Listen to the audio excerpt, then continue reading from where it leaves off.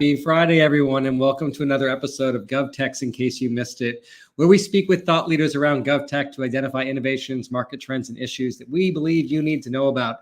Today, our special guest is the Honorable Lloyd Levine, who served in California State Assembly from 2002 to 2008. And he's also co-founded the Center for Technology, Society, and Policy in the School of Public Policy at UC Riverside, where he's currently a senior policy fellow. So Lloyd, welcome to In Case You Missed It. Thank you very much, Joe. Good to be here. So in addition to doing all those, I know our paths have also crossed professionally, where you are also a national senior executive with T-Mobile, helping them on the state government strategy front. But for those of our audience that might not be that familiar with you, please tell us a little bit more about your background and your work in GovTech. Oh, sure. No, happy to do that. Yeah, I've been a lifelong political junkie. But really, for me, a lot of people love politics. I like policy. I really love public policy. Politics is what gets you to the table to do public policy. So when I served in the legislature, I chaired the Committee on Utilities and Commerce. We had jurisdiction over energy policy, of course, but also broadband, telecommunications, cable, video franchise, all of those sorts of things. And because, believe it or not, in that time, the internet was still relatively new. A lot of technology legislation came to me as well. And so I've just been interested in the GovTech space since that time. When I left the legislature, which is just a fancy way of saying I ran for state senate and my opponent got more votes than I did. But when I left the legislature, I helped companies in mainly the technology and utility space get things done with government. And then T-Mobile asked me to come over and help them in the government technology space. And so I really like that. What T-Mobile is having me do is what I've done my entire life. It's what I call for in the book that I wrote. Is really helping governments to modernize their technologies, to maintain their technological relevance as we move into what I call in the book Generation T. That's great. So, you just talked about it. You wrote a book. Now we're here on GovTech, and we thought that the title of your book was pretty interesting. Instead of GovTech, it's technology versus government. It talks about these irresistible forces that meets an immovable objects. Maybe you can talk to us a little bit about the book. But how did that point of view? How did that point of view kind of come together? Where did it come from, and how did it shape you putting this book together? Well, I actually talk about a little bit about that in the introduction. And the title is really the play on that old physics problem of an irresistible force meeting an immovable object. What happens? And so, when I was in the legislature, which, by the way, is a phrase I do try to limit the number of times I utter in any given day. I still remember in my first year, there was a bill to require cell phone companies to disclose their rates. That bill came at a time when cell phone companies were just going towards one-rate plans, where, and for those of you who are older, you remember, long distance. Don't call long distance before 8 o'clock. It costs more money. Phone calls, were charged based on how far you called, when you called, number of minutes you used. That was the model for telecommunications up until that point in time in the early 2000s, when cell phone companies were going to what they called back then the bucket of minutes. Now it's just a cell phone. And it didn't matter. You could call New York 1,000 times or your neighbor once, and you still paid the same amount of money. So because of that, how do you disclose the rate? The rate's $20. It's if you make one phone call, it's $20 per call. So if you make two phone calls, it's $10 per call. You get the gist there. But I remember, in this hearing, myself and one other legislator had to raise that point. Nobody else had seen that. And here we were trying to legislate something that people in that room didn't understand. And then fast forward to a number of years later, I got a call from a reporter at the San Diego Union Tribune. This was after I left the legislature, wanting to ask me some questions about why the animal rights movement was so successful these days. And I was not expecting that, honestly. And so I'm like, I had to think for a little bit, and I really chalked it up to two things. And again, this is kind of in the introduction of the book.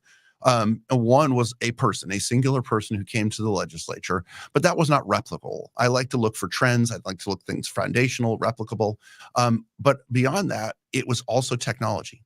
Gone were the days when the industry of animals, zoos, circuses, et cetera, owned the access to media. Now, everybody has in the palm of their hands, in their pockets, what amounts to, the means of creation and distribution. You essentially have an FCC license, a high definition camera, and a printing press all right here. And the barriers to publication were dramatically lower. So there were things that the animal rights movement had been saying all along that the industry would say, oh no, that's not true.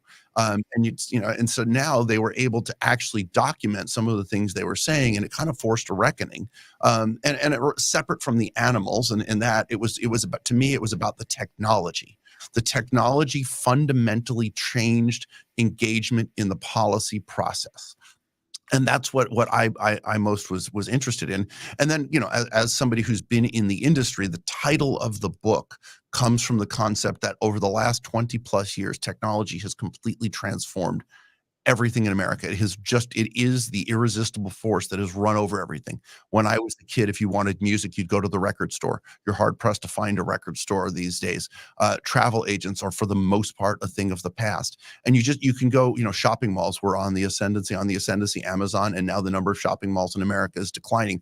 You couldn't think of an industry, for the most part, that wasn't transformed dramatically in some way by technology, except for government. The old saying, you can't sue City Hall, that giant immovable presence of government. And what happens when the force of technology collides with government? And the playing field that I see that playing out in is what I call Generation T. The people born in 2002 and later. That's the first generation in American history that's grown up wrapped in a technology bubble. Broadband to the home, and I know I've gone on a little bit here, but I'll wrap up in a second. Broadband to the home was first deployed in 2000. The iPhone came out in 2007. If you were born in 2002, 3, 4, 5, you probably don't remember a time when your parents didn't have broadband to the home. It reached 70% penetration in 2010, and then it flatlined as you're now looking at the late adopters in low-income areas and rural areas. But by that time, the preponderance of America had technology in the home, and those kids were surrounded by it. And they reach for technology to engage in the world instead of going down and knocking on their friends' doors to see if they could come out and play, or picking up the phone and dialing the digits. Everybody's texting one another. Want to make a restaurant reservation in 1970 or 80? Flip through the phone book, call the restaurant. Now you go to Open Table. I mean, you can just play this out over and over again. That generation reaches for technology reflexively. What happens when they become employees of government, or government seeks to have the employees? A lot of government now is facing staffing shortages. What happens was they try to lure these folks who are so technology forward to become part of government. And then what happens to the service side? These are the people who are also going to be customers of government. So anyway, that's a long answer, but that's the genesis of how I created this, and where the title came from. No, and I love that. And I appreciate that background. You think about those generational gaps, right? Not only retention, but does government have the tools in the workspace to make it attractive for those people to seek public sector employment? Right. But moving beyond that, the book also covers, obviously there's tremendous amounts of success with government and technology, and those as well as I do. But there are also some high profile technology failures, and your time in the at the state, those crossed your desk as well. Maybe you could kind of dig into what are some of the impacts that you've seen when things don't go right, beyond just the dollars and cents of it. What are you seeing in terms of the overall impact to constituents? Oh, I mean, the easiest one to point to is right here in California. With EDD during the pandemic, and the technology and the computer system that collapsed under the weight of the demand. It's an antiquated, outdated system that is run on an antiquated programming language that only a few people know.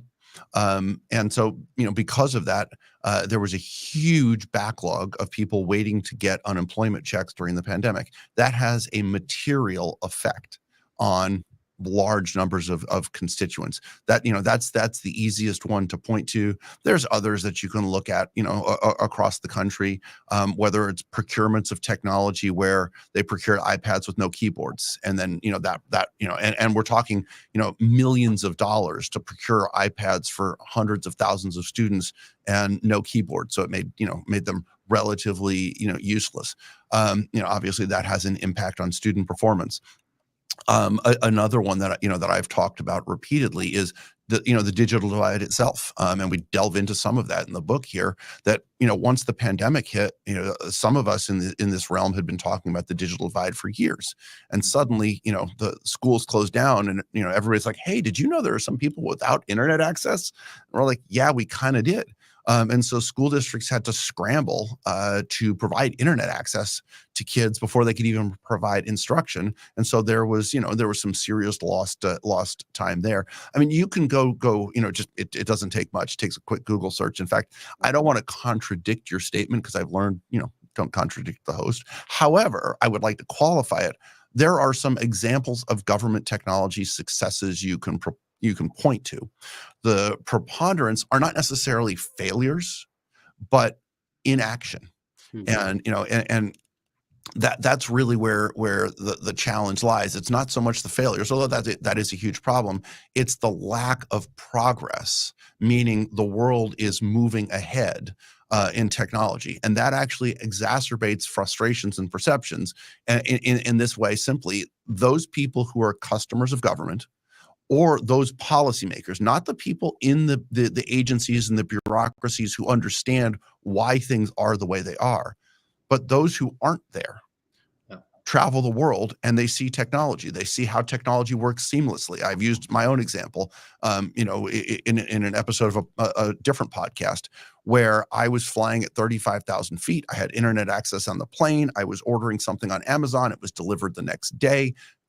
Contrasted that with the process of obtaining, and I know this is mundane, carpool permits for, carpool stickers for my electric vehicle, which I had to fill out a form, print it out, sign it, fill out the rest of it by hand, and close a paper check, mail it off, and get my stickers like 6 weeks later. Now, no, it was not urgent that I have, overnight the stickers, but it's a contrast in those processes. The world, people experience the technology of the day in the rest of their lives, and that contradicts, including policymakers, and that contradicts directly with the experience of government. So when something like the EDD crisis happens, policymakers are left confounded. I don't understand why this happens. Well, that's the disconnect we talk about in this book. So I want to stick with that for a second, because it's not about funding. Because I think one thing that many people don't understand is if you took most of the state budgets, if you took all of them actually, and you plotted them on the Fortune 100 list, most of them, 45 or more of them, would make the Fortune 100 list from their overall budget. And that translates to IT spend. I mean, frankly, a state like California, New York, Texas, their overall IT spend rivals that of some of the biggest, most prominent companies in the U.S. So when you talk about that lag between public sector and private sector, what contributes to that the inability maybe to keep pace? Well, I think it's really two things. I mean, yes, funding. You're right. The funding is there, but it's also not there. And I'm as guilty of this as the next person. When I was there, I wish I had some of these thoughts when I was in the legislature. Also, as an aside, there's a separate book called Recoding America by Jen Pahlka. Fantastic book, should be required reading for all policymakers. That really delves into these issues as well. And while the funding may be there, it's what it's what it's spent on. It's the culture of how that money is spent. And I also want to say sometimes the money isn't there because policymakers don't necessarily have that viewpoint of that technology is an ongoing process. Well, we've just paid for that. We don't need to pay for it anymore. Technology evolves and things need to be upgraded. The problem is these antiquated behemoth systems require a lot greater expenditure than the more nimble systems of the future of the present even.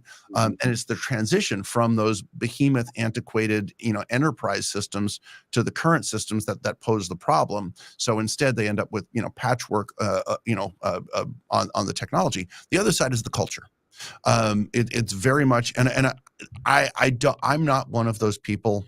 which is partially why I wrote this book and why I love Jen's book so much. Yeah. I read too many books where technology folks from the outside with no government experience pontificate from on high. You should just do this. Here's what's wrong, etc. I'm not going to criticize the culture.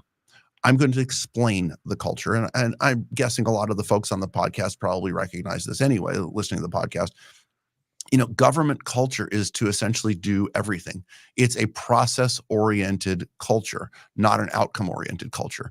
It's designed, in one level to avoid the agency it's designed to avoid having politicians, called out in the media, the agency directors called out in legislative hearings. And how do you do that? Well, here's my checklist. I did everything. Jen uses a great example in her book about, building a cement boat.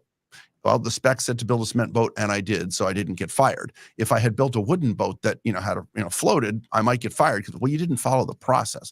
Following a process is immunization against any employment action, and so the culture of government over time has evolved to be very process oriented and less outcome oriented. And I think that's a problem as well. And again, I don't want to blame the people, the bureaucrats. I mean, a lot of this falls on the policymakers and the culture, especially when there's turnover in policymakers and there's that lack of cohesion that would lead to a better outcome from the bureaucracy. And you could look at the same kind of concept in the private sector. You've got your strategic leadership team, senior leadership team, and then you've got the lower levels. And if there's too big a disconnect and there's too much turnover, you're not going to have that same level of cohesion. Well, that is kind of what happens in the legislative process as it relates to the bureaucratic process when it comes to technology.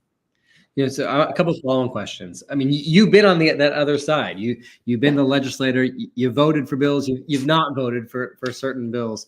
You've been there as they reviewed kind of the state's approach to technology. And you mentioned when we kicked off this episode, going through and your peers maybe not having a full grasp at that moment of time in terms of understanding where technology was in the moment. What do you look at when you look at policymakers today? Do you think there's still a disconnect, and how do we begin to close that gap or bridge that gap? Yes, I do think there's a disconnect, and I don't think it's a malicious disconnect. I think it's a disconnect that's a product of a political system that has different imperatives than the bureaucratic technology system. Legislators, to a degree, are outcome oriented. They pass legislation to derive outcomes. That is really the metric in the legislature. I'm not saying it should be, but that is. In fact, I was to a degree a victim of that. I sought to introduce the maximum number of bills every year just to give me flexibility. It didn't mean I pushed them all forward. I worked on really, really, really substantive issues. I wanted to focus on the big, weighty issues of the time. But because I took that tact, my win percentage was lower. And I got, when I was running for Senate, my opponent, hit me as being ineffective because I didn't pass a high enough percentage of my bills. I wrote with the PUC and Governor Schwarzenegger, the California Solar Initiative, the 20% renewable portfolio standard, the first in the country plastic bag legislation. I did the deregulation and then re-regulation of the telecommunications industry in California. That's just to name a few of them. These were big, huge national pieces of legislation, often first in the country type pieces of legislation. So no, my win rate wasn't as high as if I had eliminated them. But the way I liken it, some of it is strategy. It's like, do you start a chess game with, less pieces than you're allowed to? No. But that's illustrative of the culture of the legislature. How many bills did you introduce? How many bills did you pass? I had one legislator come to me one time and say, "Oh, all of your bills, they always have, they're always, a lot of no votes and a lot of discussion. Mine all pass with no votes." And I remember thinking, well, that's because yours don't actually do anything. And these aren't things you say in the time, but sitting here now, I'm happy to say things like that. So, that culture, how many bills did you pass? And then you have a press conference. One of the things that I've become, more appreciative of over time. And again, I know this about my book, but I really, Jen's book was fantastic. And she talks a lot about this as well, is the administrative process. The administration has always kind of been viewed as the less intellectual stepchild of the policy process. The policy creation process was supposed to be cerebral, and but implementation is vital. And the longer I go, the more appreciative I am. And I don't think there's enough focus in the legislative process on how is this bill going to be administered. And I think there's a huge breakdown there in that. So how do we change that? I think people who are interested in this have to do not just a better job, but a different job of advocating for some of the changes that need to be made. I think we need to not just engage in traditional ways, but there needs to be a different method of saying, hey, here's the problem. Here's how we're going to solve it. Not just have the technology folks lobbying against this bill and for that bill, but really working to change the technology culture. And again, that's the great unknown. Going back to Generation T, maybe Generation T is the answer. Maybe as that technology generation enters, maybe they do become the culture change that changes the relationship between legislators and technology, and and the bureaucracy as it relates to technology. Or maybe they're a victim of it. I don't know. Coming out of the pandemic, we saw that government can move quicker. We saw the loosening of procurement rules. We saw the easing of various regulations. We saw the time from when an RFP was issued to implementation get much shorter. When we look at that, we also look at the rising expectations. We look at the digitization of services. We look at the impact that generative AI is having and continuing to have on public sector.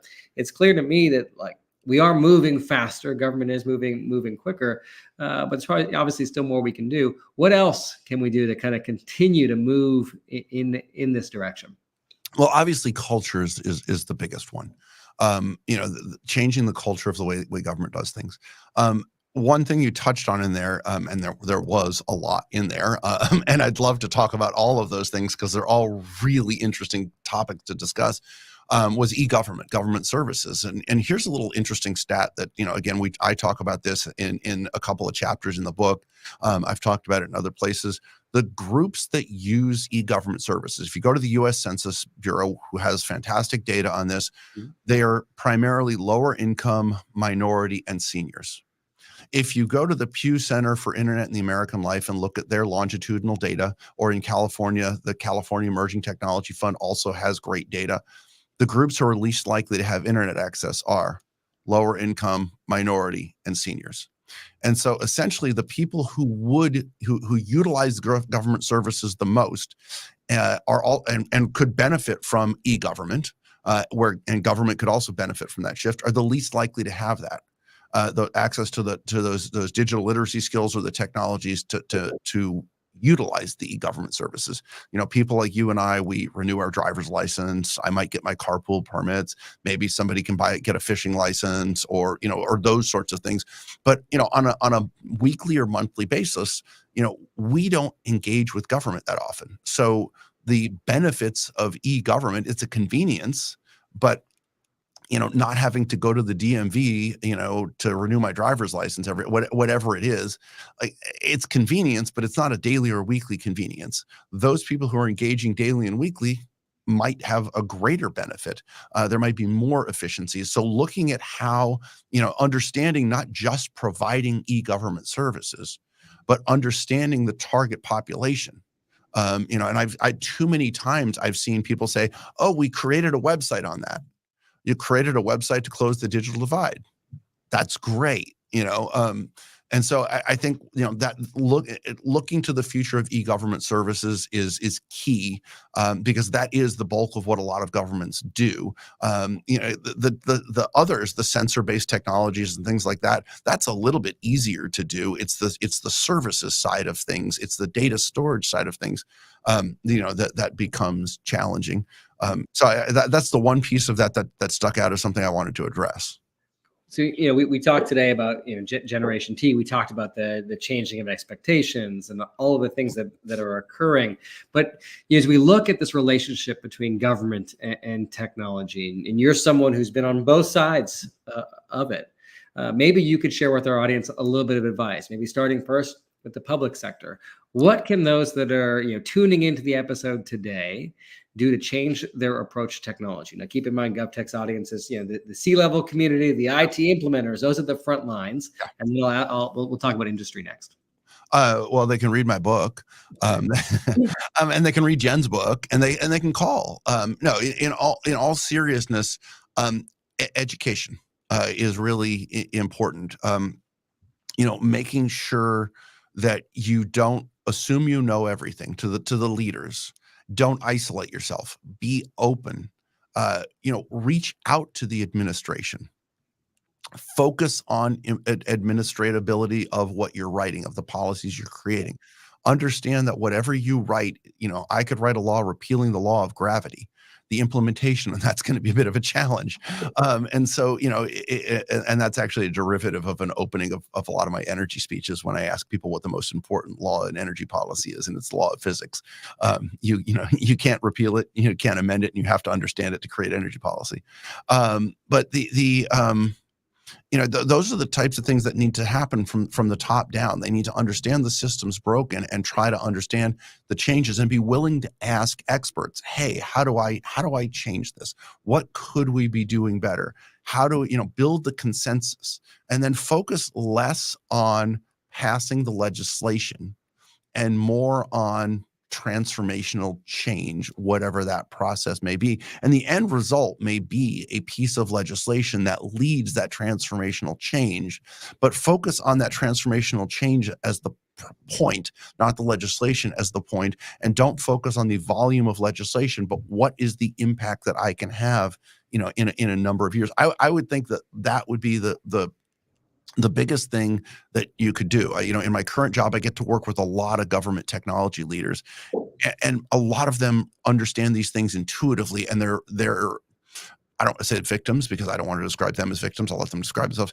They're put into a system that to a degree makes their jobs harder than they need to be. So now you do find yourself on that industry side of the equation, and as you look at your engagements every day with various state and local leaders, what do you think industry can do to make sure that not only that your technology fits and solves a problem, but can be implemented and ultimately help your government customer be more successful? Sure, and again, I think education's important there. Instead of working, we get trapped in these systems where the legislators introduce the legislation and the lobbyists come out and try and kill the legislation, et cetera.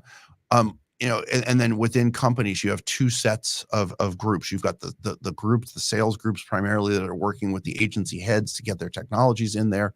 And then you've got the legislative affairs people who are working on the legislative side. And that's just the way the system is, and it perpetuates itself over and over and over again. And what you need to do, I think, is, those groups need to come together, not necessarily for the purpose of running legislation, but to have these substantive conversations, perhaps led by, a few legislators who have a real interest in making these transformational changes. Not everybody's going to be interested in doing this, but some people can lead. And so it's going to be an iterative process where government or the private sector gets together, not to advocate for my technology or your technology, but for a different way of government approaching technology. Because we in the private sector, in the technology industry, we understand how our technologies work, and we understand the cycle of development, release, the benefits, and we're trying to interject that into a system that isn't necessarily designed to match that. And so working more closely with those people to educate them and to reach agreement. The government needs our technologies, and I use that broadly. The government needs private sector technologies to keep pace and remain relevant. How they go about adopting and implementing those is where the gap lies. So the easiest question you're going to get from me is, where does our audience go to learn more about the work that you're doing? Obviously, to get your book and to connect with you personally. Well, you can reach out to me on LinkedIn. You can go to the UC Riverside School of Public Policy website. I'm there as well. You can go to Amazon to buy the book. I'm happy to engage in any of these forums. This is something I'm passionate about, not just for me, but for my kids. My kids are Generation T. They were born in 2010 and 2014. So what is the government that we're leaving them?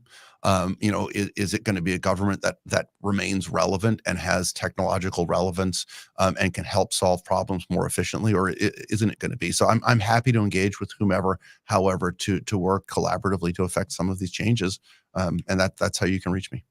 Well, Lloyd, I appreciate you for putting the book together. Look forward to obviously having our audience dig in, and for you taking the time out of your day to join me on this episode in case you missed it. Thanks, Joe. Appreciate it. Appreciate the time. All right. Have a wonderful weekend. Thank you. You too.